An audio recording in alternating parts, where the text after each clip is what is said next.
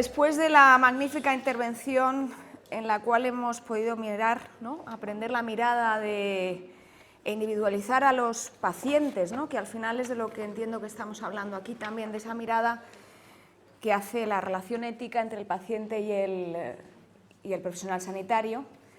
Ahora vamos a ir a otra parte que es la anonimización y es las políticas, ¿no? Hay una parte en la cual nos lleva a pasar del paciente concreto a intentar determinar cuáles van a ser las políticas sanitarias.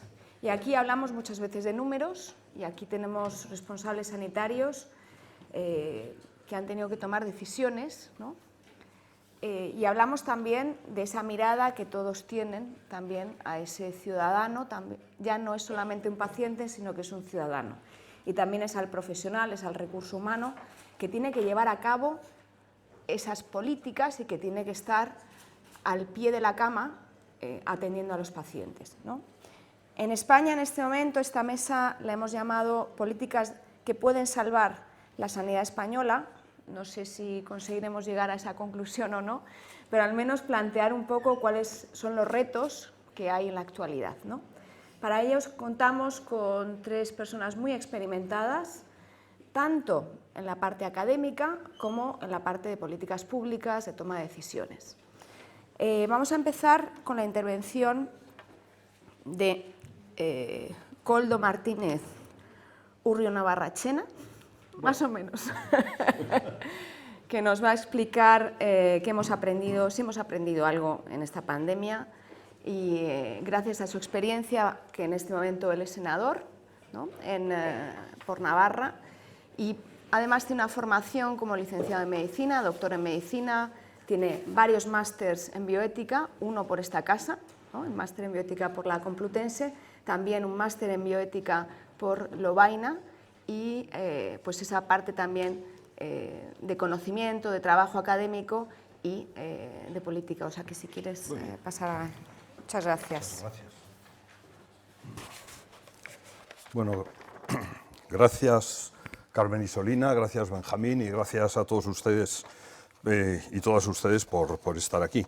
Yo, Carmen Isolina, ha dicho que soy senador, ejerzo de senador, yo lo que soy es médico intensivista, porque médico se empieza a ser una vez y yo creo que se es para toda la vida.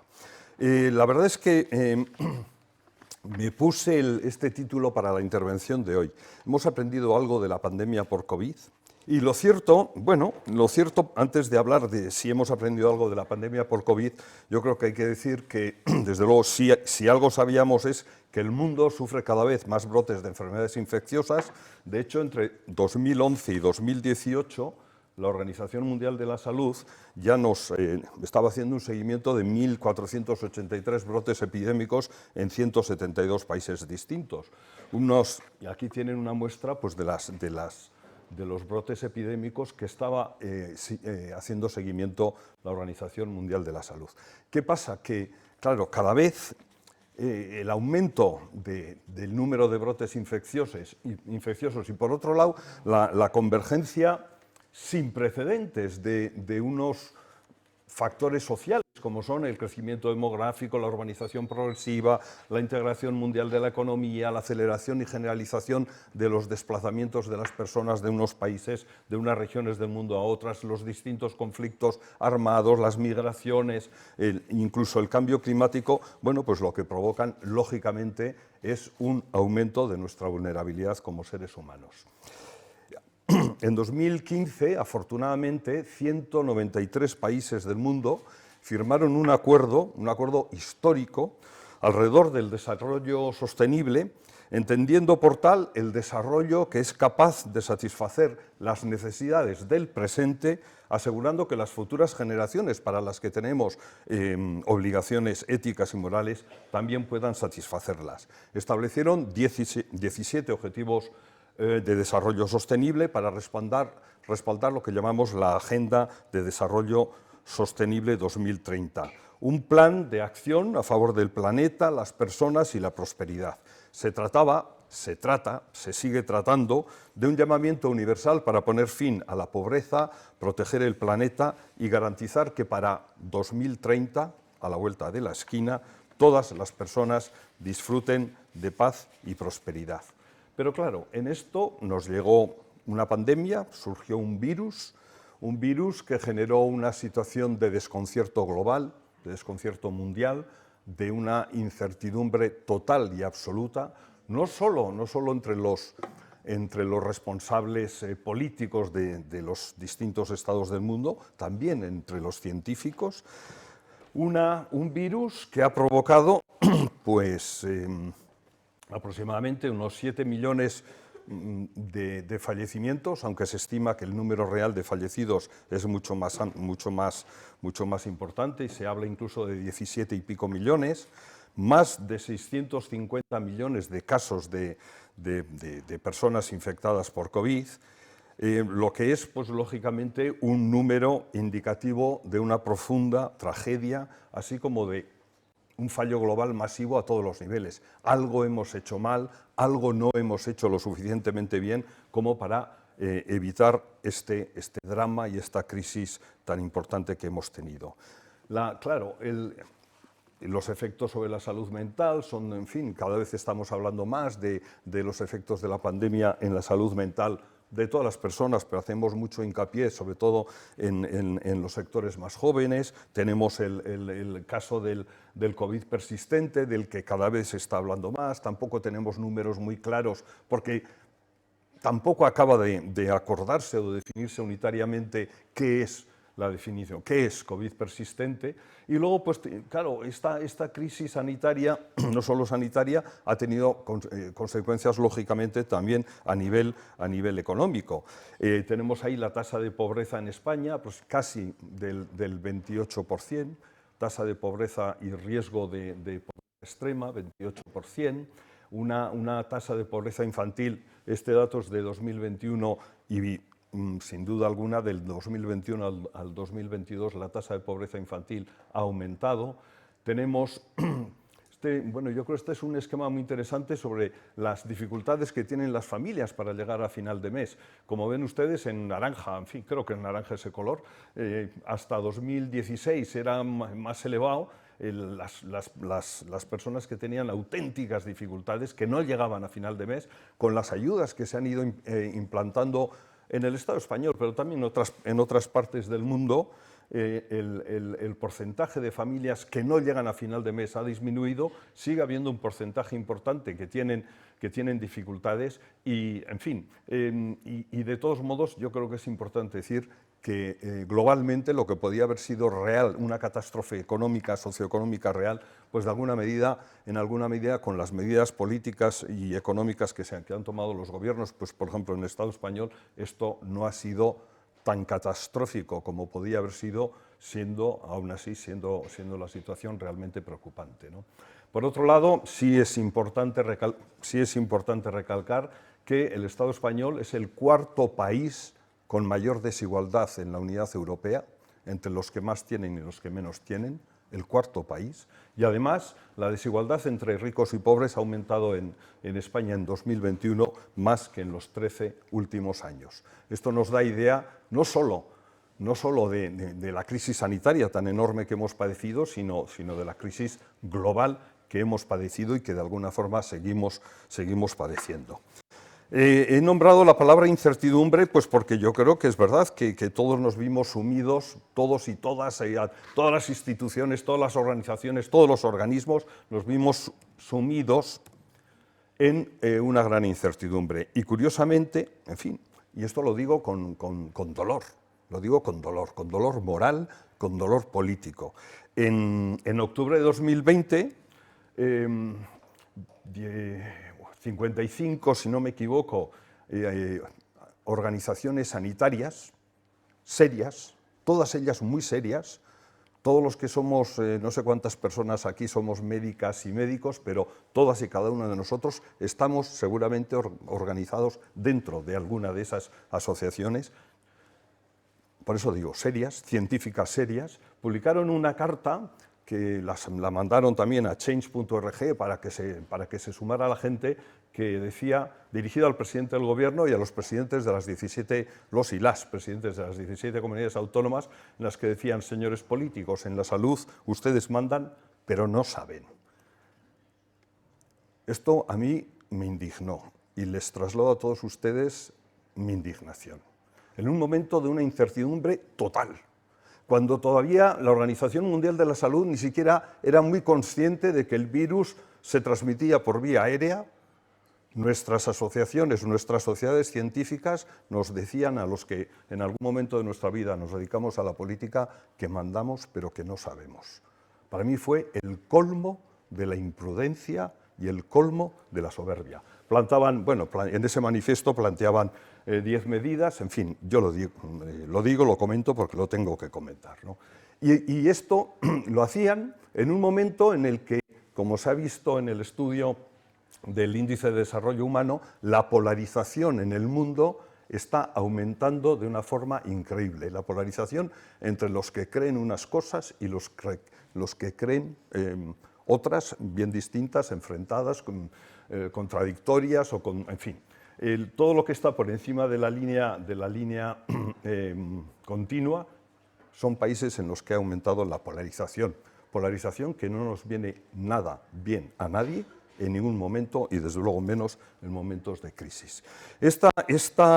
No se me ha colado esta diapositiva. En 1971, Kissinger viaja a China y se encuentra con Zhou Enlai. Estaban preparando la reunión que en el año 1972, tuvieron el presidente Richard Nixon con el líder Mao Zedong. Cuenta Kissinger que en las conversaciones preparatorias con Zhou Enlai le preguntó: oiga, ¿y a usted qué le parece que la Revolución Francesa, 1789, ¿cuál es la importancia de la Revolución Francesa en el devenir de la política en el mundo? Y Zhou Enlai, un hombre prudente donde lo sabía, le dijo: hombre, yo creo que ha pasado poco tiempo para poder responder a esta pregunta. 1789-1971. Los presidentes de nuestras sociedades científicas lo veían claro, antes incluso que la Organización Mundial de la Salud. Les quiero comentar también algo que en septiembre del 2022 apareció en todos los periódicos, esto está recogido del País. Un estudio concluye que gobiernos y organismos fallaron masivamente en la gestión de la pandemia. Podría haber he traído El País, ABC, La Razón, La Vanguardia, Berría, Gara, en fin, Diario de Noticias de Navarra, cuando lo cierto es que la comisión de la prestigiosísima, científicamente prudente y sabia revista The Lancet decía que efectivamente demasiados gobiernos han fallado en su adherencia a normas básicas de racionalidad y de transparencia institucional, algo que es cierto, pero también decía que demasiadas personas, esto no apareció en ningún periódico conocido, al menos por mí, a menudo las personas influidas por mala información no han respetado e incluso han protestado contra las medidas básicas preventivas de salud. Y acababa diciendo que los más importantes poderes del mundo han fracasado en la colaboración para controlar la pandemia. Este informe de Lancet, de la comisión de Lancet, cuya lectura recomiendo a todo el mundo, decía más cosas, pero no voy a alargarme, pero habla de 5 pilares fundamentales para ser capaces de detener o de prevenir la transmisión, la expansión de una pandemia. Y habla de la prevención, de la importancia de la prevención, de la contención, de los servicios de salud, de la equidad y de la innovación global y la difusión del conocimiento. Y dan mucha importancia a algo que ellos llaman prosocialidad. Prosocialidad, y desarrollan el término prosocialidad, que es un término que yo, después de escucharle al profesor Villacañas, cuya conferencia, por cierto, me ha encantado, me ha seducido totalmente, prosocialidad que podríamos traducir por comportamiento ético. Ellos hablan del imperativo categórico, en fin, prosocialidad, comportamiento ético. Comportamiento ético entre las ciudadanas y los ciudadanos. Si no tenemos un componente prosocial en nuestras vidas, pues a no ser que nos multen con llevarnos a la cárcel si no llevamos mascarilla, ¿qué es lo que nos mueve a ponernos a utilizar bien utilizada una mascarilla? Pues un componente prosocial, un componente ético. Pero no solo este componente prosocial entre las y los ciudadanos, sino también un componente, una característica prosocial de la ciudadanía respecto de los gobiernos. En un momento en el que, bueno, aparte de que ha aumentado, como digo, la polarización, en un momento en el que la ciudadanía de muchos países del mundo, incluido el nuestro, desconfía de su gobierno, o desconfía de los gobiernos, me da igual, no voy a... no sé cuándo empezó, si empezó en 2015, viene de antes, en 2019, pero hay, es verdad, una desconfianza de la ciudadanía respecto de los gobiernos. Pero no solo de la ciudadanía para con los gobiernos, sino incluso un componente prosocial entre los propios gobiernos del mundo. Si Estados Unidos desconfía de China, China desconfía de Rusia, Rusia desconfía de Navarra y Navarra desconfía de Madrid, no vamos a ninguna parte. Por lo tanto, de lo que están hablando de alguna manera los expertos, por cierto, liderados por Jeffrey Sachs, que para mí es un líder impresionante en temas de política sanitaria, no solo sanitaria. En el fondo lo que están defendiendo es el comportamiento ético. Y aquí quiero terminar pues, trayendo esta definición que hace Paul Ricoeur, él le llama la petite éthique, en un libro se llama Soi-même comme un autre, que dice: la ética es un ejercicio de búsqueda de la vida buena, de aquello que Aristóteles llamaba la eudaimonía, con los demás y para los demás en instituciones justas. Es decir, prosocialidad. Y no quería terminar, lógicamente, sin decirles, ya sé que se han quedado ustedes con ganas de que yo haya respondido a la pregunta de ¿hemos aprendido algo de la pandemia por COVID? Y les voy a contestar como una persona que ahora se dedica a la política. ¿Qué piensan ustedes? Muchas gracias.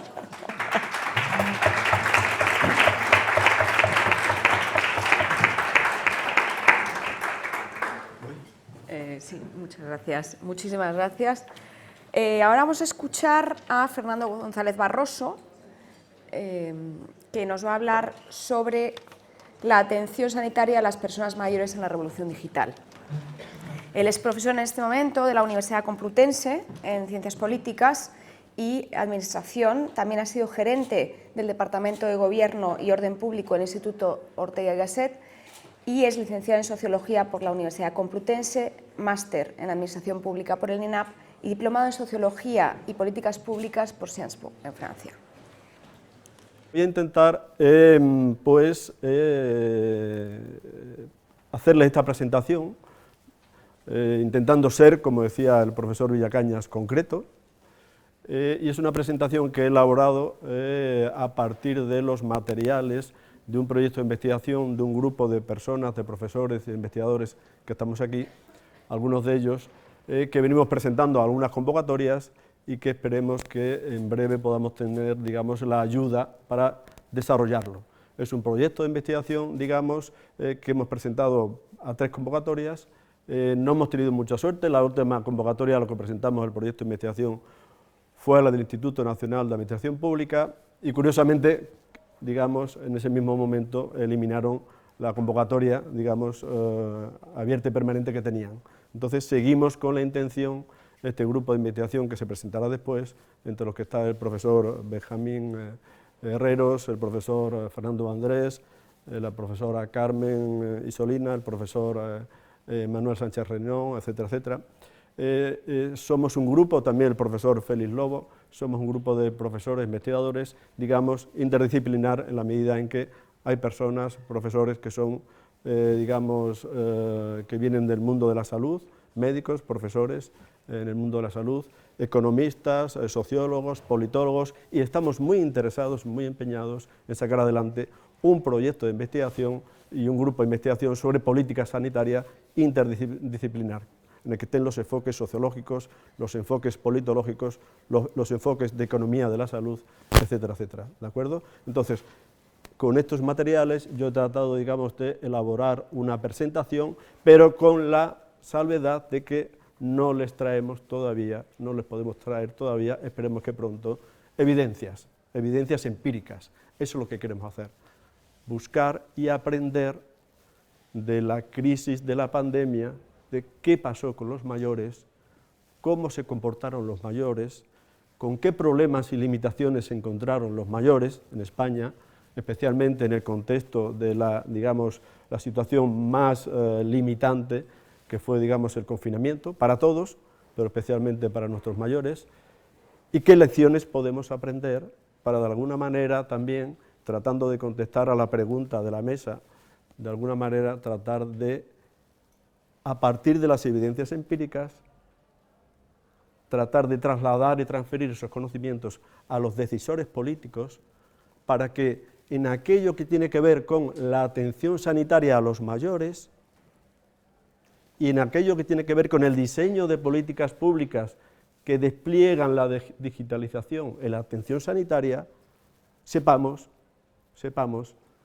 cómo vivieron esa experiencia nuestros mayores, cuáles son sus actitudes y cuáles son sus comportamientos, de qué manera utilizaron la tecnología, cómo ven la tecnología, de qué manera se comportan ante la tecnología, qué actitudes tienen ante ella.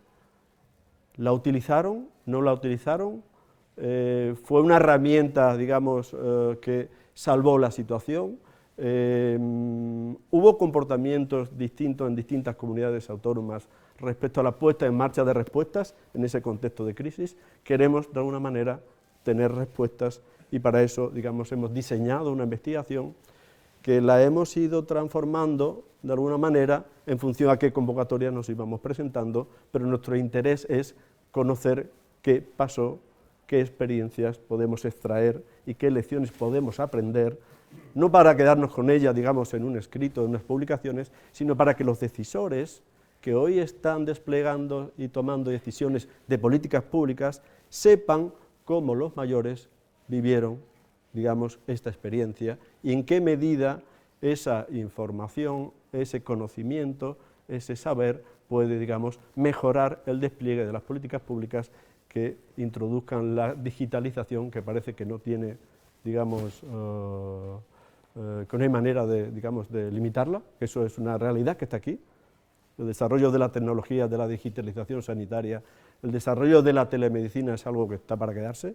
Por tanto, tratemos de obtener conocimientos, información, ¿de acuerdo?, y de esas experiencias, conozcamos cómo los mayores vivieron esta experiencia para que el despliegue de la tecnología en la atención sanitaria sea también, digamos, incorpore, digamos, las limitaciones que les ponen precisamente los mayores, ¿de acuerdo? Que no son los mismos, ellos no tienen los mismos problemas que podemos tener, digamos, los más jóvenes, ¿no? He elegido, digamos, esa fotografía al azar, porque de alguna manera es un poco disruptiva. Como ven ustedes, ven a una persona mayor que está con un portátil, ¿de acuerdo?, que quizás esté, digamos, pues, verificando un poco pues, su última cita, o esté teniendo, digamos, una relación, en este caso, digamos, con su médico o su médica, que le está, digamos, haciendo algunas preguntas sobre cómo se siente hoy, ¿no?, en relación a su, digamos, situación de salud. Por otra parte, su nieto está al lado, digamos, es disruptivo en el sentido de que es difícil ver a un nieto de esa edad, ¿no?, leyendo un periódico, ¿no?, sobre todo un periódico de papel, porque hoy, como bien saben ustedes, prácticamente ya nadie lee periódicos de papel, ¿no? Bien, el proyecto, como les digo, del que les he venido a hablar, es un proyecto, de alguna manera, que, como decía, intenta trabajar dos conceptos, digitalización y mayores, ¿de acuerdo? Pensamos que, digamos, era en términos metodológicos mucho más enriquecedor tratar de, digamos, indagar en dos casos, y para eso cogimos dos comunidades autónomas de nuestro país. Como bien saben ustedes, esto a lo mejor es una obviedad, como bien saben ustedes, en nuestro país, en España, digamos, las competencias sanitarias desde que se cerró en el año 2013 las transferencias sanitarias, las competencias las tienen las comunidades autónomas, ¿de acuerdo? Entonces, decidimos, digamos, estudiar 2 comunidades autónomas para ver, digamos, la respuesta que estas 2 comunidades autónomas habían tenido en la atención sanitaria a los mayores y en qué medida, qué papel había tenido y tiene la tecnología. Insisto, es que un proyecto que aún no lo hemos desplegado, ¿de acuerdo? Nos falta hacer el trabajo de campo, nos falta tener, digamos, evidencias de esto que queremos averiguar, ¿de acuerdo? Elegimos 2 comunidades autónomas que, digamos, tienen, digamos, unas características sociodemográficas, unas características sobre el territorio, unas características que tienen que ver con el tamaño del territorio, el nivel de ruralidad del territorio, etcétera, etcétera, porque nos parecía, digamos, lo más interesante.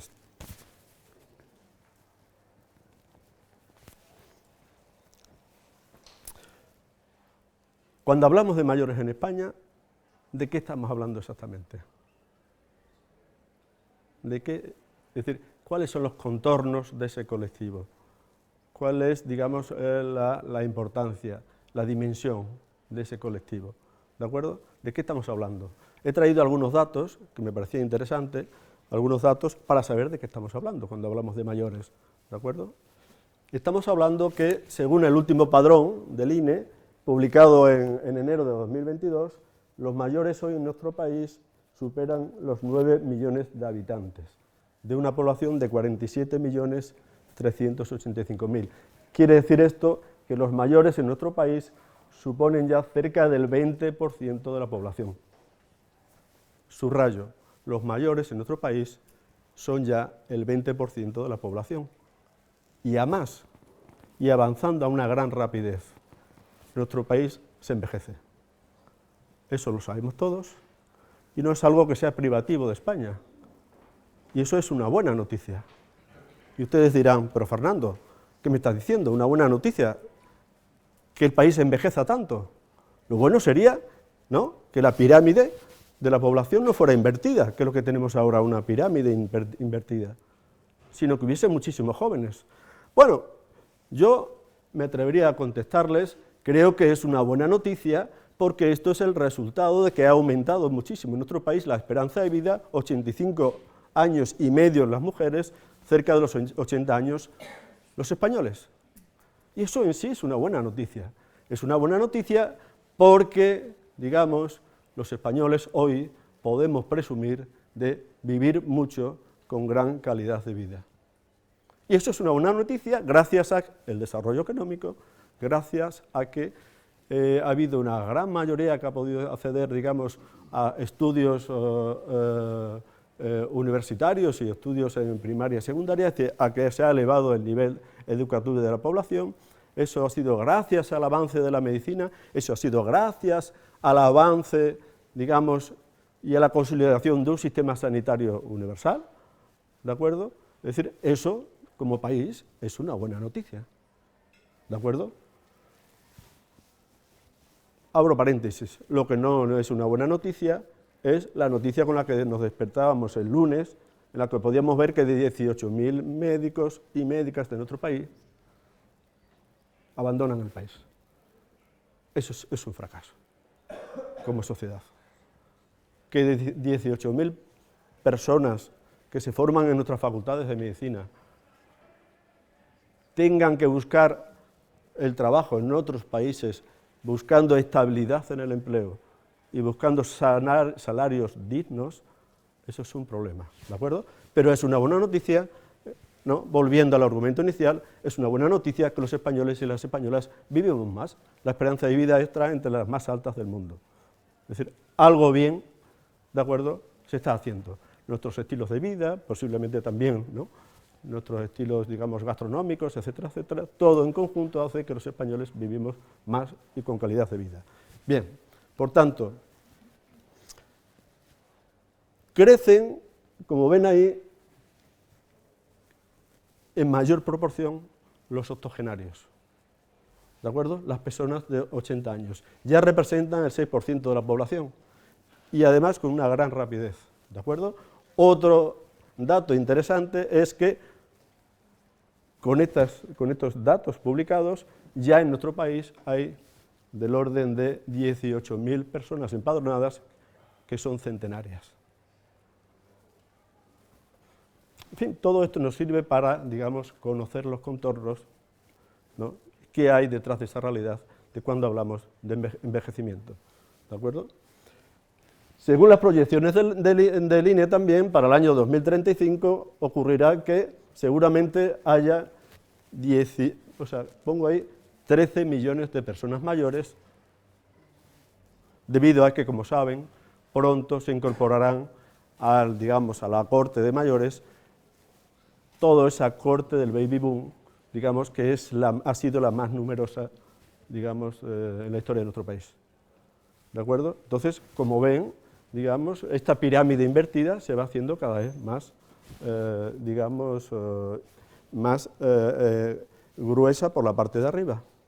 Todo eso, obviamente, como ustedes bien saben, plantea un problema, ¿no?, en dos, digamos, grandes políticas, las pensiones y también la sanidad. ¿Cómo va a responder la sanidad pública y la sanidad en general a esta realidad? ¿Cómo va a responder a ella? Es una pregunta que nos hacemos, ¿de acuerdo? En este proceso de envejecimiento, una de las evidencias que arrojan los datos es que en el proceso de envejecimiento hay un sesgo femenino y rural. Ya sabemos un poco más, ¿de acuerdo? Las mujeres, como usted sabe, son más longevas, ¿de acuerdo? Como acabo de decir, la esperanza es mayor de vida, pero además en el medio rural lo que ocurre es que, curiosamente, lo que está ocurriendo, lo veía el otro día en un informe del Consejo Económico y Social, lo que ocurre es que en el medio rural, además eso se ve agravado por el hecho de que las mujeres jóvenes son las que emigran más que los varones. Por tanto, el envejecimiento en nuestro país tiene un sesgo femenino y un sesgo rural frente a lo urbano. Por comunidades autónomas, las más envejecidas son Asturias, Galicia, País Vasco, Castilla y León, Cantabria y Aragón. Ustedes podrían pensar, bueno, parece que esto correlaciona un poco con el dato de renta. Es posible que correlacione con el dato de renta, ¿de acuerdo? Por su volumen, por ejemplo, en proporción al número de habitantes, Cataluña, Andalucía y Madrid tienen más de 1 millón de personas mayores. Más de 1 millón de personas mayores. Son datos que hay que tener en cuenta para saber de qué tamaño es el problema con el que nos estamos encontrando, visto como problema, que yo me resisto a verlo como un problema, pero como una realidad que obviamente va a tensionar muchísimo al sistema sanitario. ¿De acuerdo? Algunos datos sobre mayores y digitalización. Husmeado por ahí en el Ministerio de Economía y Transformación Digital, y les traigo algunos datos para conocer, digamos, cómo se relacionan los mayores con la digitalización. ¿De acuerdo? Vemos, por ejemplo, algunos datos buenos, que España es el 5º país, digamos, que ha desplegado más todo lo que es la digitalización, todo lo que es la extensión y el desarrollo de la banda ancha en todo nuestro territorio, ¿de acuerdo? En esto sigue habiendo una brecha, la banda ancha está mucho más desarrollada, la conectividad está mucho más desplegada y mejor desplegada en lo urbano que en lo rural. Nuevamente existe, digamos, esta dicotomía, ¿de acuerdo? Nuestro país, por ejemplo, pues ha pasado al 5º lugar, era el 7º país, pero decía en el informe último sobre economía y digitalización que nuestro país está haciendo un gran esfuerzo precisamente en el desarrollo tecnológico y de la digitalización, y también está haciendo un gran esfuerzo en, digamos, poner en marcha, digamos, herramientas digitales en la atención sanitaria, ¿de acuerdo? Y que sigue habiendo, digamos, una brecha digital importante entre, digamos, que correlaciona con las desigualdades sociales. Es decir, el nivel socioeconómico, el nivel educativo, la edad, el género y la localización geográfica correlacionan con la brecha digital. ¿De acuerdo? Un 37%, por ejemplo, de las mujeres tiene un nivel, digamos, de uso de las tecnologías digitales muy baja, en comparación con el 32% de los hombres, pero las mujeres son las que más uso hacen, digamos, de la tecnología para informarse o para hacer algún tipo de gestión, digamos, con el servicio sanitario. La que más se informa, las que piden, digamos, cita por, utilizando las aplicaciones virtuales de las distintas consejerías de sanidad, etcétera, etcétera. Por lo que respecta a las personas mayores de 75 años, pues lo que ocurre es que el 28% utilizan generalmente Internet y el 18% lo utiliza a diario, con una ligera ventaja de los hombres frente a las mujeres. Termino con esto diciendo que las comunidades autónomas que registran menor acceso a Internet son Asturias, Cantabria, Castilla y León, las grandes Castillas, las dos Castillas, Extremadura, Galicia y La Rioja, que seguramente tiene que ver también con que el desarrollo, la conectividad, el despliegue, digamos, de la banda ancha va mucho más retrasado. ¿De acuerdo?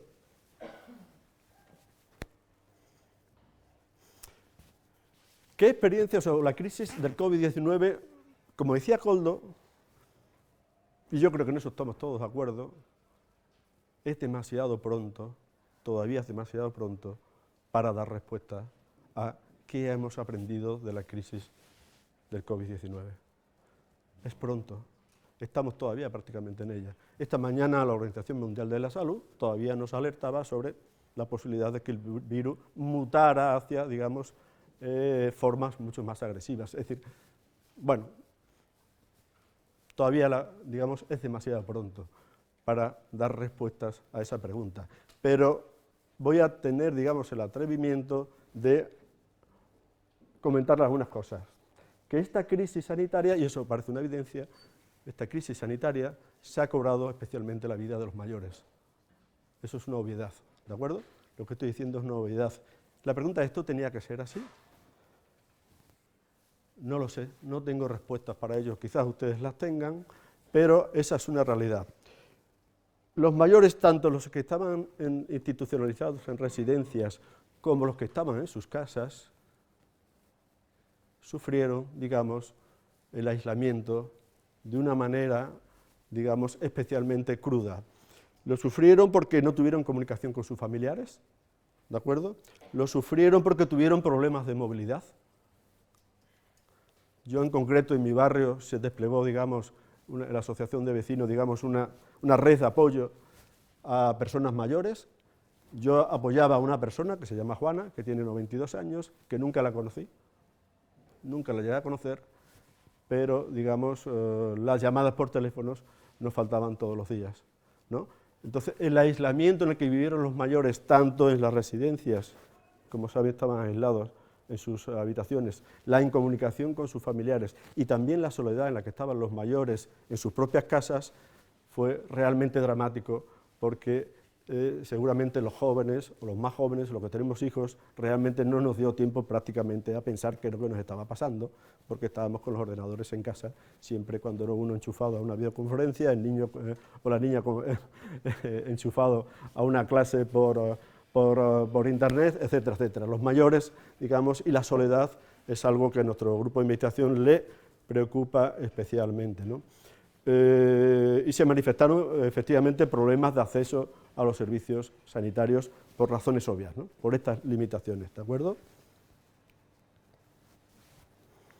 A nuestro juicio, o más bien a mi juicio, no lo voy a generalizar en el grupo de investigación porque no hemos hecho una reflexión, digamos, detenida sobre esto, a mi juicio, esta pandemia ha puesto, y luego podremos debatir sobre esto, por supuesto, como no, las debilidades, es decir, la pandemia ha puesto de manifiesto las debilidades o algunas debilidades del sistema público de atención sanitaria y sociosanitaria. El lunes también, nos desayunamos con la noticia de que en una residencia de mayores en Madrid, los familiares encontraron a sus mayores que llevaban el fin de semana desatendidos. Por tanto, a mi juicio, no sé qué piensan ustedes, esto tiene que ver con una reflexión ética que tenemos que hacer como sociedad. Y esto tiene que ver también, no solo con la ética, tiene que ver también con los derechos humanos.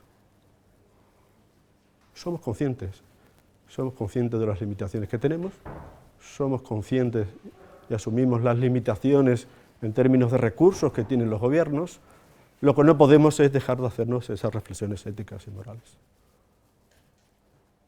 Lo que no podemos es mirar para el lado a una realidad que a mí me parece muy triste que eso siga ocurriendo, ¿de acuerdo? Entonces la pandemia ha demostrado que, es verdad, como a mí me decía el otro día un exconsejero de Sanidad del País Vasco, José Manuel Freire, me decía, Fernando, ten en cuenta que ningún sistema estaba preparado para esto. Totalmente de acuerdo.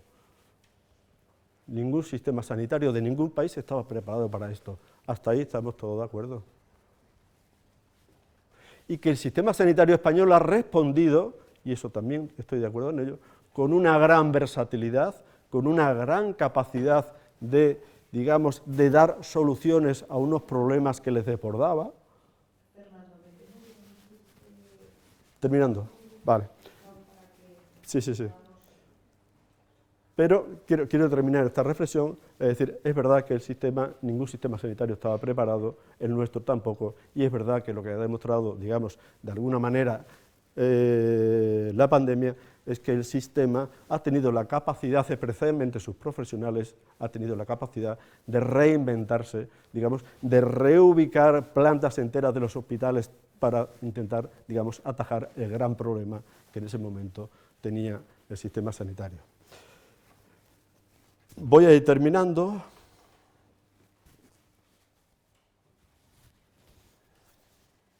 Y en este orden de cosas les diré, para finalizar, algunas cuestiones.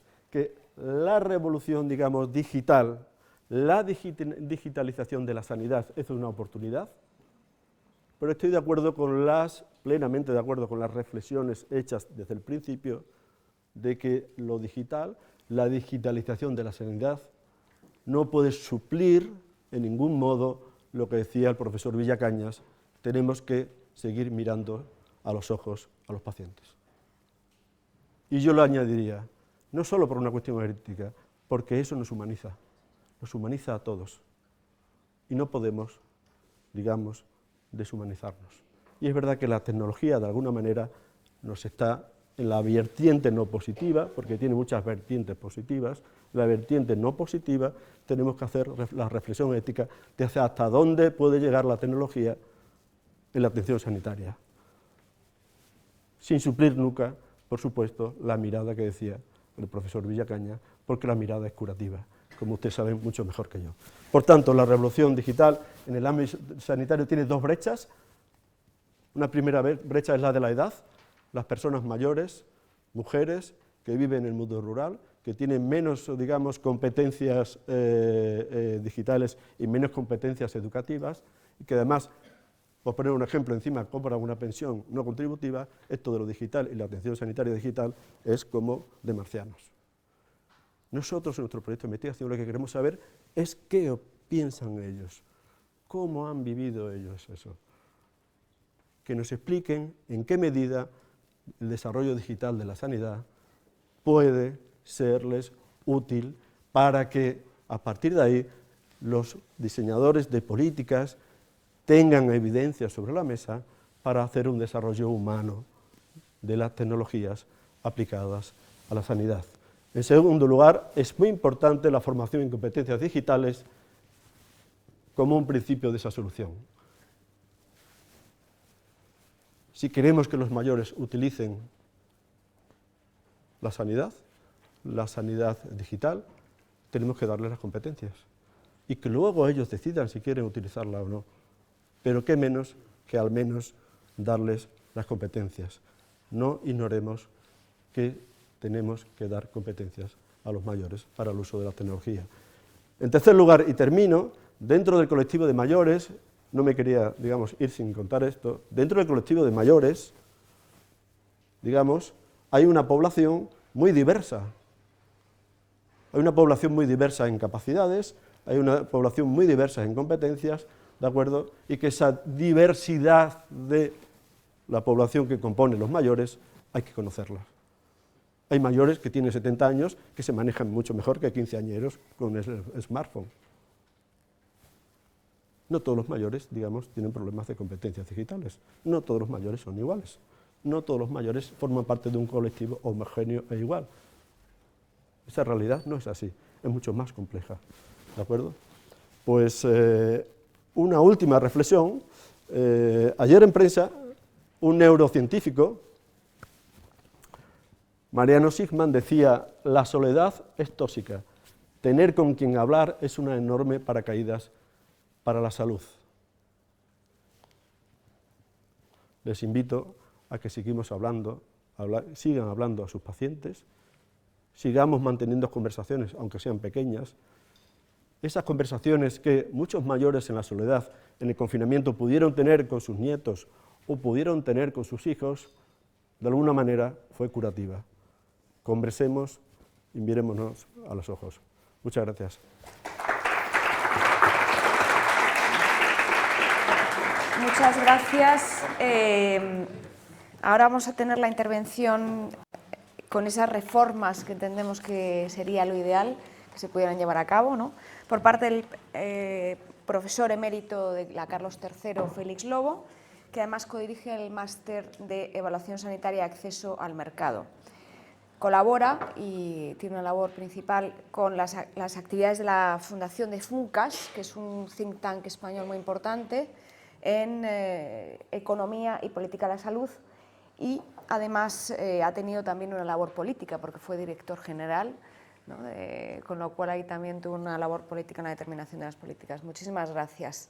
Me temo que andamos con el tiempo un poco apretado porque luego además hay, he puesto el contador de tiempo. Se tienen que ir a algunos a una... Perdón, muchas gracias. Pues muchas gracias por la invitación a este seminario. A mí me satisface mucho venir a la Facultad de Medicina y intercambiar conocimientos con médicos y con estudiantes de medicina y también de otras profesiones como están participando aquí en este seminario. El título de mi exposición es muy ambicioso: las reformas indispensables en el Sistema Nacional de Salud. Yo solo voy a dar algunas pinceladas, naturalmente, pero sí que quiero transmitir un mensaje desde el principio, y es que nuestro Sistema Nacional de Salud, que muchas veces hemos dicho que era de los mejores del mundo, o incluso el mejor del mundo, y no cabe duda de que tiene muchas virtudes, y para mí una virtud fundamental es el carácter de público y universal y financiado con impuestos, que nos permite superar en parte los problemas de desigualdad o de falta de equidad, y que el acceso en términos de salud de todos los ciudadanos se facilite, no se consiga plenamente, pero se facilite desde luego mucho mejor que en otros sistemas donde no rigen estos principios. Dicho esto, yo tengo que decir una anécdota de hace 3 días. Hablé con una persona mayor también, como yo soy muy mayor, que había tenido muy importantes responsabilidades en el sistema sanitario español, y me dijo: la batalla del Sistema Nacional de Salud Público español está perdida. Hemos perdido frente a quienes defienden otras fórmulas y la doy por perdida. Yo no soy tan pesimista, yo no la doy por perdida, pero desde luego lo que sí creo es que habría que introducir reformas muy profundas en nuestro Sistema Nacional de Salud. Y cuando yo digo reformas muy profundas, quiero decir que alguien va a protestar y que a alguien le va a doler, y que hay gente que actualmente tiene posiciones de privilegio o de ventaja que no quiere abandonar. Y nuestro Sistema Nacional de Salud, sus reformas pasan por ahí, por eliminar algunas rigideces y algunos problemas que sin duda tienen sus beneficiarios, pero que naturalmente tienen como perjudicado al interés público. En realidad, mi misión es fácil, porque tenemos una hoja de ruta. La Comisión para la Reconstrucción Social y Económica del Congreso de los Diputados, en el año 2021, en julio, aprobó un dictamen, después de unos debates que hubo y unas intervenciones de muchísimos expertos en muchos campos, entre ellos sanidad, pues aprobó un dictamen que yo creo que es un documento fundamental y que les recomiendo que vean. Está en la web del Congreso de los Diputados. el dictamen de la Comisión de Reconstrucción y que tiene una parte dedicada a sanidad con estos puntos que aquí ven, ¿no? Problemas de gobernanza, de recursos humanos, de atención primaria, de salud pública, de investigación, transformación digital, etcétera, etcétera. Es un documento excelente. Se basa en la opinión de algunos de nuestros mejores expertos que participaron en las exposiciones y también tiene una grandísima virtud. Fue votado por todos los partidos políticos, o casi todos, con lo cual realmente aquí tendríamos una buena hoja de ruta. Me da miedo que se haya quedado en un cajón. Yo no veo que el Ministerio de Sanidad ni el Gobierno hayan aprobado un plan global que trate de poner en marcha estas recomendaciones. Ha habido cuestiones parciales, el plan de transformación y resiliencia tiene algunos aspectos sin duda muy importantes, como por ejemplo la transformación digital, pero hay otros aspectos que no se están aportando. Yo también, perdónenme la propaganda que me haga a mí mismo, tengo este libro que se publicó antes de la pandemia, pero que trata de estos problemas, que realmente en muchos aspectos sigue vigente. Lo tienen ustedes en la web de Funcas y lo pueden descargar cuando quieran gratis. En este libro yo marco estos 6 grandes retos, lo que a mí me parecían retos a seleccionar de nuestro Sistema Nacional de Salud. No voy a hablar de todos, solo voy a hablar de algunos y de su posible enfoque para conseguir reflotar el barco y que no realmente ocurra eso que decía mi amigo con tanta experiencia y de forma tan pesimista. En primer lugar, tenemos problemas de gobernanza o de mal gobierno. Estos son unos maravillosos frescos que hay en el Ayuntamiento de Siena sobre cómo es el mal gobierno y cómo es el buen gobierno. Aquí tenemos el mal gobierno con el tirano, aunque nos aparece como un diablo, ¿verdad? Pues tenemos problemas de mal gobierno importantes, a niveles macro, a niveles meso y a niveles micro. A niveles macro, por ejemplo, ¿tiene sentido que desde 2020 hayamos tenido 15 ministros o ministras de Sanidad, que en la actual legislatura tengamos 4, que solo un ministro haya estado en este periodo más de 3 años y por poquito? Esto es un problema. ¿Tiene sentido esto que pasó en Granada, en Andalucía, que una reforma de integración de hospitales en Granada, perfectamente sensata y con todas las garantías técnicas, fuera rechazada por una persona que desgraciadamente acaba de morir, que consiguió movilizar de una forma realmente sorpresiva desde todos los puntos de vista, sociológico, político, de comunicación, a la población granadina, que se lanzó a la calle con las mayores manifestaciones que se han conocido nunca en Granada y hubo que suspender la reforma? Esto en términos de salud de los granadinos ha sido malo, yo estoy seguro. Pero había intereses, también tengo que decir, de médicos, algunos, que se oponían a la reforma y a la unificación de los hospitales, porque les perjudicaba en sus posiciones profesionales. Había intereses de los sindicatos, que tampoco quieren que se cambien muchas veces las cosas. La reforma se tuvo que suspender. A nivel meso, este sería un ejemplo. Otros ejemplos podrían ser a nivel micro, es decir, de gestión más inmediata de la asistencia sanitaria. ¿Tiene sentido en 2022 que tengamos organizados los hospitales en servicios? En la pandemia hemos visto que esto de los servicios no ha sido lo más importante y que al revés, superar las barreras de los servicios ha sido muy importante. ¿Las especialidades médicas tienen sentido tal como están hoy en día? Estas son preguntas muy importantes. Por tanto, tenemos problemas de buen gobierno a muchos niveles, que por cierto en el ámbito de los que nos dedicamos a investigación de servicios sanitarios, como bien distinta de la investigación biomédica, en economía de la salud, políticas, etcétera, etcétera, hoy en día están muy sobre la mesa porque se consideran muy importantes. Mejorar el gobierno del sistema sanitario. Yo he dado algunas pinceladas. Aquí tenemos una guía que menciona algunos de los principios que debe observar el buen gobierno: la transparencia, la rendición de cuentas, la participación, la integridad, la capacidad de elaboración de políticas, que en algunos hemos avanzado, tampoco vamos a ser catastrofistas. En nuestro país, por ejemplo, la transparencia ha mejorado mucho, pero nos queda todavía camino por recorrer. Un segundo problema que me parece extraordinariamente importante es el de la integración y reestructuración de servicios hospitalarios. Aquí reproduzco muy brevemente los resultados de una investigación muy importante hecha por destacados investigadores ingleses y españoles de un instituto estupendo que tenemos en Zaragoza, que es el Instituto de Ciencias de la Salud de Aragón, que construyen este instrumento absolutamente fundamental para conocer nuestro sistema sanitario, que son los mapas de variación en la práctica médica en nuestro país, donde tratan de reflejar cómo para distintos problemas se siguen distintos procedimientos y distintas soluciones, naturalmente con distintos resultados en términos de salud. Este es un instrumento fundamental y son unos datos fundamentales. Pues bien, en esta investigación se trataba de estudiar el bypass de arteria coronaria, este tipo de procedimiento, en hospitales ingleses y en hospitales españoles. Y las conclusiones que sacaron fueron estas. Por cierto, con datos absolutamente fiables, representativos, es decir, sin ningún problema o pocos problemas metodológicos. Y una conclusión que obtenían era que mientras en Inglaterra la mediana del volumen de operaciones por hospital eran 690 pacientes por año, en España eran 154. Y vemos por el gráfico que esto se correlacionaba con los resultados en salud. De tal manera que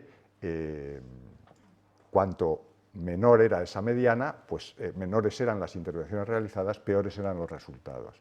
Esto quiere decir que hay una fragmentación de esta intervención, de este procedimiento, digamos, de alta medicina, de tercer nivel, de alta tecnología en nuestro país, que seguramente los autores eran muy prudentes y no se atrevían a sacar una relación causa-efecto, pero seguramente tiene alguna relación con lo que estoy diciendo.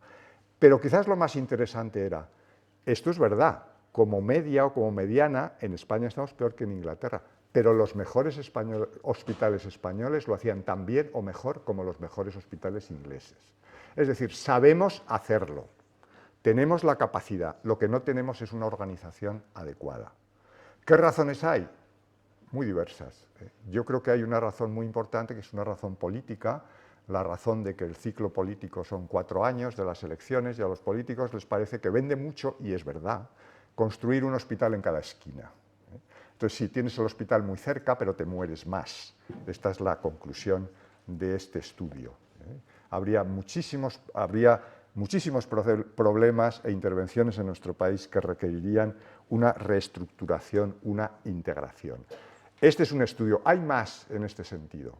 Podríamos estudiar, por ejemplo, los trasplantes y la dispersión de la práctica de trasplantes en nuestro país, desconocida en ningún otro país europeo. Es un problema de organización. También es un problema, y lo quiero decir, de intereses médicos, porque tenemos la carrera mal organizada y la forma de progresar un médico es llegar a jefe de servicio. Entonces, cuantos más servicios haya, mejor, porque hay más posibilidades de ser jefe de servicio. Pero a lo mejor, seguramente, tener más y más servicios no es lo que más necesita la salud de los españoles. Y el segundo problema importante al que me quiero referir es el de la incorporación de nuevas tecnologías, que también tenemos problemas por resolver en nuestro país. Y claro, esta es una cuestión muy importante, porque la innovación de todo tipo, la innovación farmacológica, la innovación en procedimientos, la innovación en muchos aspectos de la medicina, también la innovación organizativa, pues puede tener resultados realmente extraordinarios. Hemos hablado de la pandemia, es irremediable hablar de esto, pero las vacunas han sido un éxito extraordinario de la ciencia. Hemos conseguido en 11 meses exactamente, en menos de un año, desde que se publica por los chinos la secuenciación del virus hasta que se aprueba la primera vacuna, que el primero fue una ventaja de días, la Autoridad de Medicamentos del Reino Unido, no pasó un año, cuando normalmente esto hubiera exigido 10 años. No es que todo se inventara en 11 meses, la investigación sobre estas vacunas, especialmente las que utilizan la tecnología del mRNA, pues se llevaban investigando 30 años, pero no cabe duda de que esto ha sido una innovación extraordinaria. También les quiero decir algo que se conoce poco. también ha habido una innovación extraordinaria desde el punto de vista económico y político en el desarrollo de las vacunas. Si no se hubieran diseñado bien los contratos para el desarrollo de estas vacunas, no tendríamos las vacunas, no habríamos tenido las vacunas en 11 años. Afortunadamente teníamos a un economista, premio Nobel, que hace 20 años se planteó este problema. ¿Cómo hacemos, cómo estimulamos el desarrollo y fabricación de vacunas que no se consigue desarrollar y que no se consigue potenciar dejando simplemente que las cosas sigan como están? Porque el mercado, la industria de vacunas y la investigación de vacunas pues presenta unos fallos que hace que realmente no haya mucho incentivo a dedicarse a esta actividad. Él se planteó hace 20 años esta cuestión y la resolvió, y está publicado, con unos tipos de contrato muy específicamente diseñados a los problemas que tiene el desarrollo y fabricación de vacunas, y esto se aplicó ya a la vacuna del neumococo y se aplicó ya también a la vacuna del ébola. Recuerdan ustedes el ébola, que pronto tuvimos una vacuna contra el ébola también. ¿Por qué? Porque estaba puesta una organización adecuada. Además de los científicos, hay que darles la organización adecuada para que esto pueda funcionar. Financiación y organización adecuada. Esto ha sido también extraordinario en el caso de las vacunas. Y también habría que decir que la cooperación entre los países europeos también ha sido extraordinaria. Esto de que hayamos tenido un mecanismo de compras centralizado, que estos contratos se hayan realizado de forma unánime por los 27 países liderados por la Comisión, ha sido extraordinario. Hemos dado un salto de gigante en la integración europea, que desde aquí, claro, ya se están extrayendo consecuencias. Por ejemplo, compras conjuntas de gas, porque hemos visto cómo las compras conjuntas para el desarrollo de vacunas tenían buenísimos resultados. Y los vamos a tener, por ejemplo, para medicamentos oncológicos también, de los que vamos a hablar enseguida. Entonces, innovación en todos los sentidos, estrictamente en biomedicina, en tecnologías, también organizativa. Pero claro, la innovación actualmente nos plantea problemas de sostenibilidad.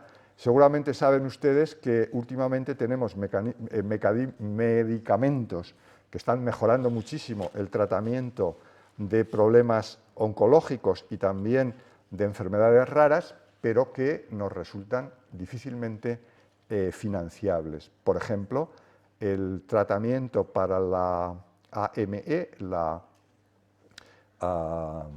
bueno, ustedes saben mejor que yo exactamente la enfermedad, esta enfermedad degenerativa. El producto que tiene por marca Zolgensma, pues cuesta 2 millones la dosis. La Spinraza, que es un medicamento también para niños que sufren de una enfermedad degenerativa, muy efectivo, por otro lado, pues cuesta 400.000 euros al año en nuestro sistema. Les estoy dando el coste en nuestro sistema. La Luxturna, para los ojos, para problemas oftálmicos, 700.000 euros el tratamiento. Los tratamientos CAR-T, tan de actualidad, tan importantes, tan sorprendentes en su concepción, el tratamiento cuesta 325.000 euros en nuestro sistema. Y somos de los países que conseguimos mejores precios en el mundo. Entonces, esto, claro, nos plantea un problema, porque nos interesa tener estos medicamentos, pero los tenemos que financiar. Entonces, la cuestión es, aquí hemos puesto ejemplos de medicamentos que son muy efectivos, pero ¿todos son igualmente efectivos? Es decir, ¿valen lo que cuestan? ¿Los podemos pagar con nuestros limitados recursos, aunque valgan lo que cuestan? Estas son las dos preguntas fundamentales. Por otro lado, tenemos también problemas de derroche de recursos, por ejemplo, en antibióticos. La Agencia Española del Medicamento en 2019 estimaba que alrededor de 3.000 personas mueren cada año en España como consecuencia de las infecciones hospitalarias causadas por bacterias resistentes. Esto no hay mayor derroche que las muertes evitables. Esto es carísimo, una muerte evitable. Bien, entonces tenemos que procurar dedicar nuestros recursos a lo que realmente vale. Esta es también una investigación de extraordinario interés. Han comparado los autores, Lindgren y Johnson y demás, unos autores conocidos sobre investigación de servicios relacionados con la oncología. ¿Qué valoración han hecho los países que tienen en su sistema incorporada una estimación del valor tratando de determinar las prioridades entre distintos medicamentos. Acerca de medicamentos oncológicos, la fecha de la investigación es 2017, no hace mucho. La columna de su izquierda es Alemania, el sistema alemán, la columna del centro es Francia y la columna de la derecha es la Sociedad Científica de Oncología Europea. Entonces, estas columnas, la altura de la columna es el número de casos examinados, el número de evaluaciones realizadas, y las divisiones se refieren a la, digamos, categorización en distintas calidades de los medicamentos evaluados. Los partes de la columna inferiores, las dos inferiores, es o no es beneficio o no se puede cuantificar. La tercera, en el caso alemán, es menores beneficios. Y solo las dos superiores se considera que estos medicamentos han tenido autorizados y utilizados. No estamos hablando de la evaluación previa a la autorización, sino la evaluación posterior a la evaluación por la Agencia Europea de Medicamentos. Solo uno se consideraba que era una mejora sustancial y un porcentaje, me parece que era el 20 y tantos %, una mejora considerable. La columna francesa pues es parecida, los tres escalones superiores serían los que realmente aportan, y la columna de la sociedad ESMO, de la Sociedad Europea de Medicina Oncológica, pues también tiene el mismo sentido, aunque la valoración aquí es más compleja. En fin, lo que yo quiero decir es que hay que discriminar. No todo lo que autoriza la Agencia Europea del Medicamento es mejor que lo que ya teníamos. Esta es una cuestión fundamental, porque actualmente está muy en discusión en España esta cuestión. ¿Por qué no incorporamos todos los medicamentos que autoriza la EMA? Porque la EMA no hace evaluación comparativa, porque pueden ser iguales o incluso peores que los que ya teníamos, o no adaptarse a nuestras necesidades. Luego, tiene todo el sentido que nosotros no incorporemos todos los medicamentos que autoriza la EMA en nuestro sistema.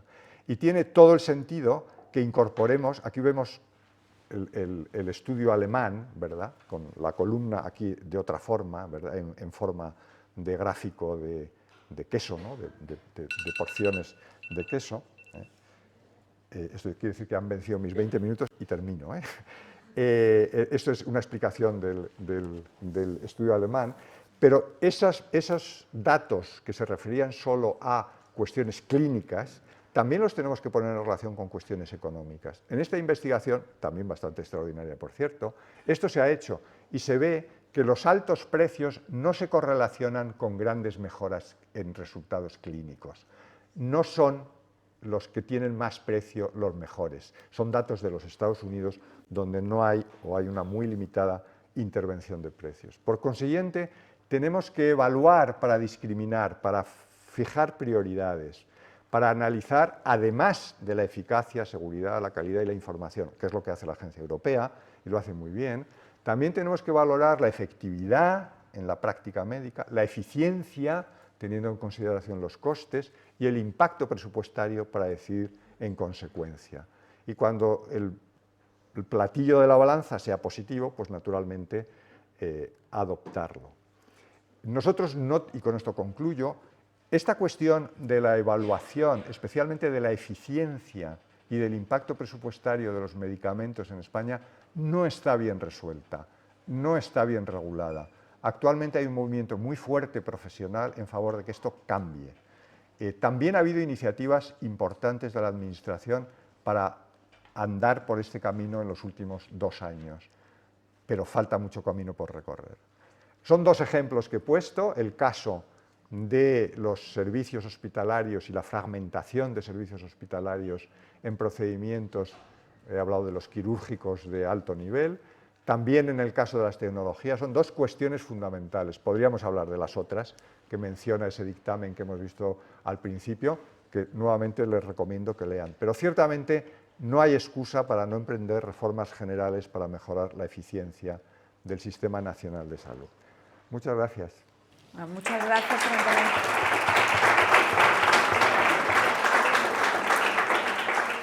Bueno, me temo que tenemos para...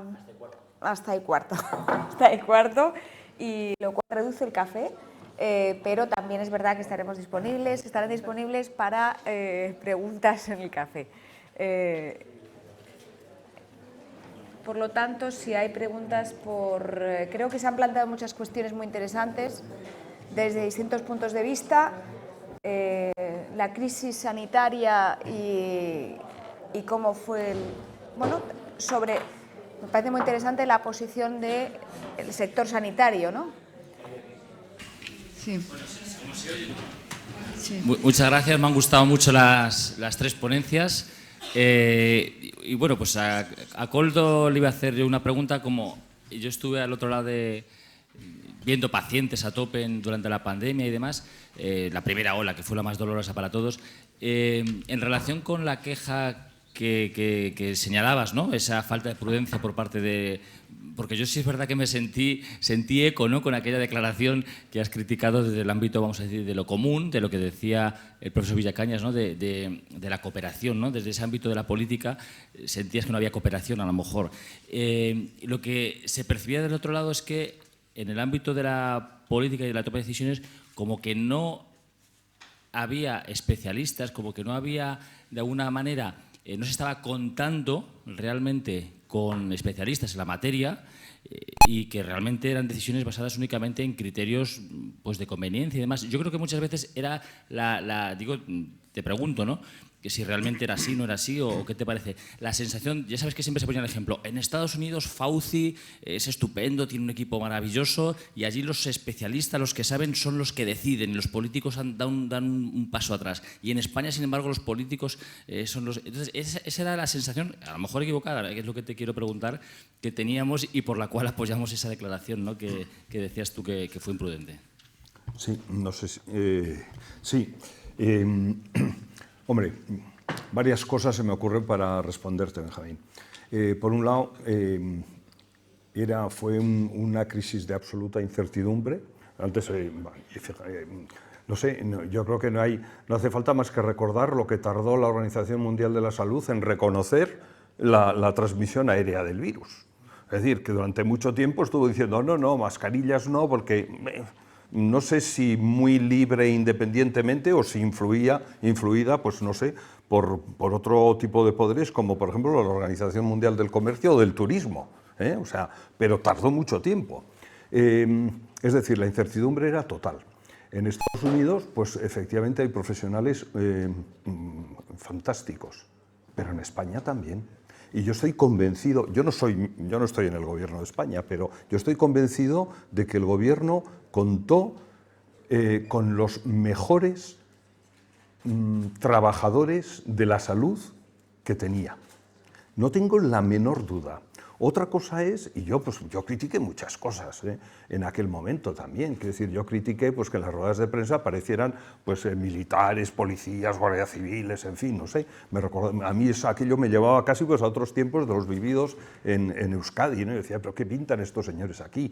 Yo critiqué pues, que de repente la UME, cuya labor fue impresionante en casi todos los niveles, pero que, por ejemplo, pues, fumigara las calles de las ciudades, lo que obligó a que todos los ayuntamientos de todo el Estado fumigaran una vez durante toda la crisis pues, las calles de sus ciudades. Yo dije esto y no te quiero ni contar la que me cayó por parte de algún grupo político, ¿no?, diciendo que, en fin, que por criticar al ejército español yo haría lo que fuera. Yo estoy convencido, pero totalmente convencido, y aquí también, por ejemplo, y de verdad quiero hacer aquí público mi admiración y mi respeto y mi aplauso al doctor Pablo Simón, que puso la cara, no solo él puso su cara, pero que fue la voz de muchos trabajadores de la sanidad pública que estaban trabajando donde les correspondía y que estaban asesorando al gobierno en la medida en que debían.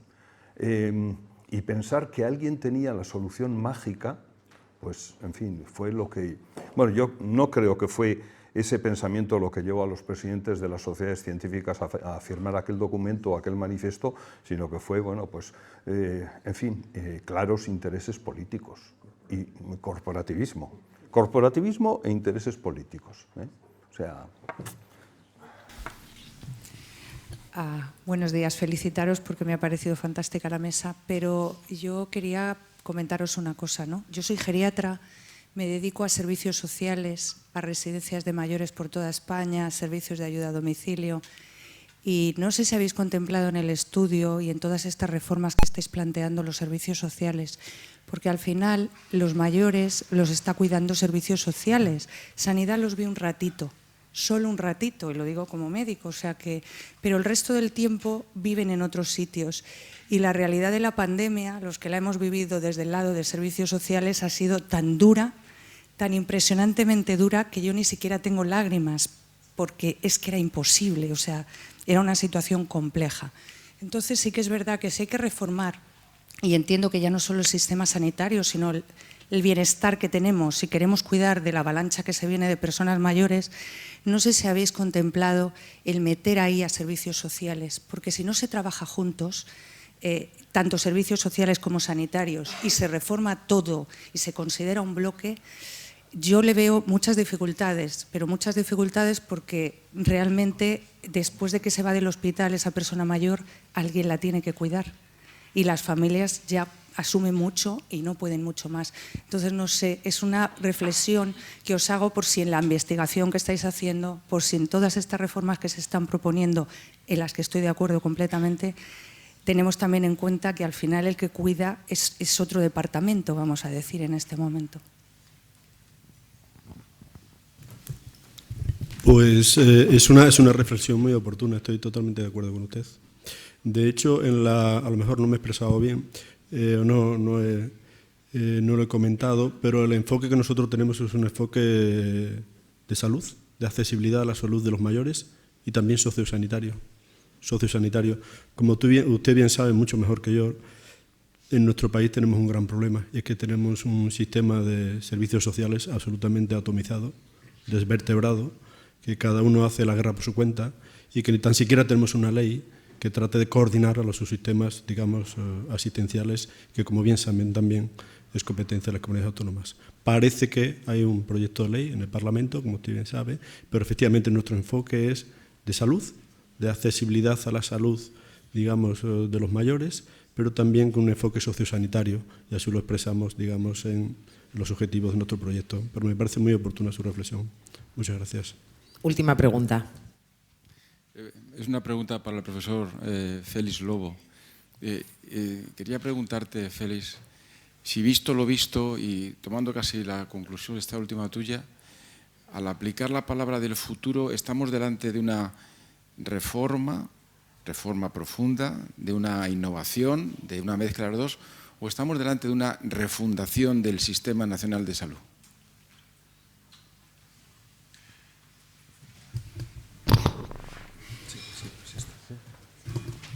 Sí, yo creo que puedo contestar, no como Koldo, que no ha contestado. Yo no creo que haga falta una refundación, creo que hace falta reformas estructurales muy profundas. ¿Por qué digo que no hace falta una refundación? Porque yo creo que los pilares fundamentales de nuestro sistema sanitario son correctos y están bien asentados. ¿Cuáles son esos pilares? Antes los he dicho. El carácter universal, es decir, que cubre a toda la población, el que se financia con impuestos, lo que quiere decir que no es la capacidad económica lo que determina el disfrute de los servicios sanitarios, sino el mero hecho de la condición de ciudadano. Y luego también una organización con unas determinadas características. Entonces yo creo que esos pilares fundamentales están bien y están bien asentados desde hace tiempo, desde la Ley General de Sanidad, pero que sí que hacen falta unas reformas muy importantes en nuestro sistema para mantenerlo. Hay datos muy preocupantes, ciertamente, ¿no? Por ejemplo, muchas veces no se sabe que nuestro país es de los que tiene un sector privado sanitario más grande. O sea, a pesar de tener un sistema universal sanitario público, pues tenemos un 30% del gasto sanitario que es gasto privado. Entre otras cosas, eso tiene que ver con el hecho de que la odontología no está cubierta, las gafas no están cubiertas, y luego también los seguros privados, que están creciendo mucho, y claro, son un indicador, como se decía, la gente vota con los pies. Si hay unas listas de espera desmesuradas, pues yo trato de resolverme las cosas, ¿no? Entonces, un dato muy importante. También yo creo que hay, desde el punto de vista de las reformas estructurales, yo ponía, en mi libro pongo en primer lugar los problemas de cultura. Entonces, hay de cultura, de conocimiento, de ideas. Yo creo que, desgraciadamente, en España tenemos todavía, a pesar de los esfuerzos que hacemos las personas que investigamos en servicios de salud y otros que también lo conocen, algunos malentendidos muy importantes. Por ejemplo, el malentendido entre público y privado. Yo no tengo ningún problema en la colaboración de la empresa privada con el sistema público, siempre que la línea roja, ¿dónde está? La línea roja está en que no sea la capacidad económica lo que determine tu acceso a los servicios y que el acceso a esos servicios se distribuya de forma equitativa, es decir, que no tengas que pagar, que no haya que pagar por esta intervención que mencionábamos hace un momento nadie, y que cualquiera que sea su nivel de renta, salario, etcétera, etcétera, le operen del problema cardíaco que tiene. Esa es la línea roja. Ahora, ¿cómo organicemos los servicios? Esto ya es otra cuestión y hay muchas formas, hay muchas posibilidades de flexibilización. Y un malentendido importantísimo es confundir lo que podríamos resumir en una palabra que no me gusta mucho, pero bueno, por decir una palabra y no monopolizar el diálogo, externalización con privatización. El hecho de que en Cataluña tengan una gran red de establecimientos que no son administración pública, pero que son fundaciones privadas, organizaciones benéficas, la Cruz Roja y también empresas privadas, a las que les podemos controlar, es decir, es que muchas veces se confunde medicina privada con lucro privado y con falta de control y de buenos contratos. Es decir, actualmente es posible que la medicina privada pues no tenga una deriva hacia prácticas poco sanas por las propias características de la medicina, porque el paciente es débil y no sabe. Entonces hay lo que llamamos los economistas una relación de agencia, y en todas las relaciones de agencia existe la posibilidad de que la gente actúe en su propio interés, no en interés de la persona que representa. Y esto ocurre también en medicina. Eso se puede controlar muy bien. Entonces hay un malentendido muy importante que, por ejemplo, afecta a la propia ley que tenemos actualmente en el Congreso, que dice que va a haber preferencia por la gestión centralizada. ¿Pero por qué? Pero es que la sanidad se puede gobernar como un negociado administrativo, desde los servicios centrales administrativos de las consejerías. Pero es que no han tenido bastante éxito las fundaciones públicas. El Hospital de Alcorcón no ha tenido bastante éxito. No ha habido iniciativas de concesiones a empresas privadas bien controladas que han tenido éxito. Desgraciadamente, hemos tenido las que no han tenido éxito y sobre todo las que se han visto trufadas de corrupción. Pero eso lo podemos evitar. No quiere decir que tengamos que tirar al niño con el agua sucia de la bañera. ¿Por qué la ley esta nos tiene que recortar mejoras que se habían hecho en flexibilización y en organización de los servicios sanitarios? No tiene sentido. Esto es una ideología, un exceso de ideología de izquierdas equivocada, desinformada, no ilustrada. No han estudiado las cosas. Al revés, lo que necesitamos es que los gestores sanitarios tengan instrumentos de gestión. Y los gestores sanitarios no pueden ser burócratas u oficinistas que están en un ministerio o en una consejería. No, los hospitales tienen que ser autónomos, las áreas de salud tienen que tener también sus capacidades de gestión, etcétera, etcétera. La rigidez no tiene sentido. Y yo aquí, por un lado, hay quien dice que no, que esto del sistema público no tiene sentido y hay que privatizarlo, porque no lo dicen, porque no se atreven, pero lo hacen. Y el lado contrario, o el otro extremo, que no, que público significa gestión centralizada y funcionalización máxima y café para todos. ¿Pero qué es esto del café para todos? Es que los profesionales no son distintos, no hay unos que trabajan más y otros que trabajan menos, unos que trabajan muy bien y otros que trabajan muy mal. Y ahí el principal problema es que los que trabajan muy bien se desmoralizan, porque les tratan igual que los que trabajan muy mal. Por supuesto que hay médicos que trabajan muy mal, como economistas, ya lo creo. En todas las áreas, y lo que tenemos que hacer es organizarnos bien para que eso no sea así y que primemos al que trabaja bien. Bueno, me callo. Muchas gracias y cerramos este momento de mesa. Muchas gracias a todos.